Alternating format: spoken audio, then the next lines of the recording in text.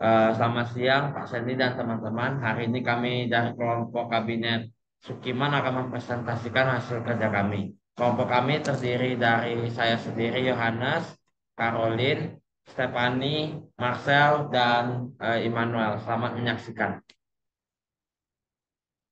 Pertama, latar belakang naiknya Kabinet Sukiman.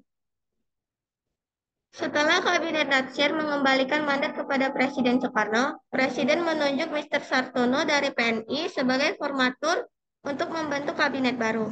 Mr. Sartono berupaya membentuk kabinet koalisi antara PNI dan Masyumi, sebab kedua partai inilah yang memegang pengaruh besar di DPR saat itu.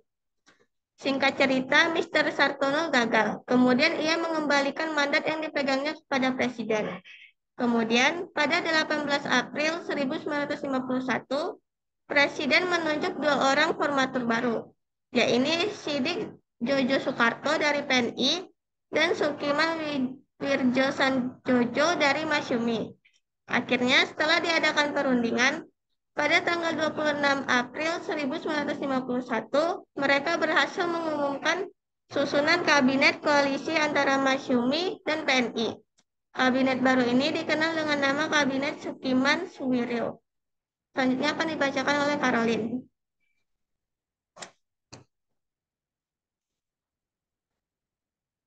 Adapun program kerja Kabinet Sukiman. Yang pertama di bidang keamanan. Menjalankan tindakan tegas sebagai negara hukum serta memberikan jaminan keamanan dan ketentraman. Yang kedua, bidang sosial ekonomi. Mengusahakan kemakmuran rakyat secepatnya dengan memperbarui hukum agraria. Yang ketiga, bidang politik luar negeri. Memasukkan Irian Barat ke dalam wilayah Republik Indonesia secepatnya. Yang terakhir, bidang politik. Mempercepat persiapan penyelenggaraan pemilihan umum. Selanjutnya akan dilanjutkan oleh Yohanes.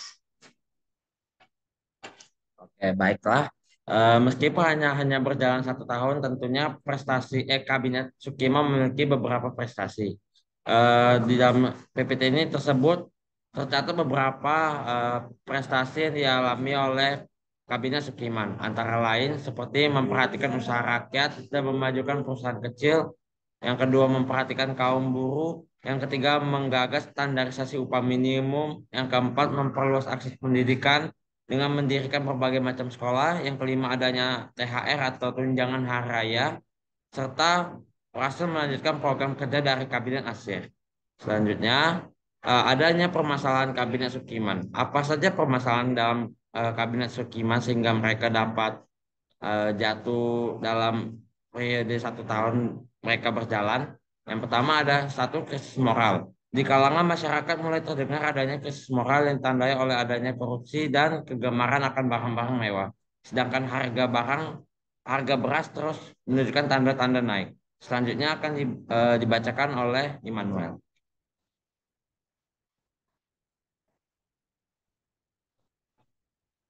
Nah, yang kedua itu ketidakharmonisan hubungan antara pemerintah dan pihak militer. Berawal karena tidak masuknya Sultan Hamengkubuwono dalam kabinet untuk pertama kalinya sejak tahun 1946. Kondisi ini semakin parah dengan keputusan Menteri Kehakiman Kabinet Sukiman, yaitu membebaskan 950 orang tahanan yang ditangkap oleh tentara.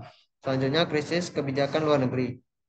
Program kerja Kabinet Sukiman memang berpegang kepada prinsip politik bebas dan aktif. Namun dalam praktiknya terlalu jelas condong ke Amerika Serikat. Permasalahan yang lain adalah karena menerima Mutual Security Aid, yaitu bentuk perjanjian keamanan dengan pemerintah Amerika Serikat. Bantuan tersebut diberikan Amerika ke beberapa negara untuk melawan komunis. Selanjutnya akan dijelaskan oleh Mas An.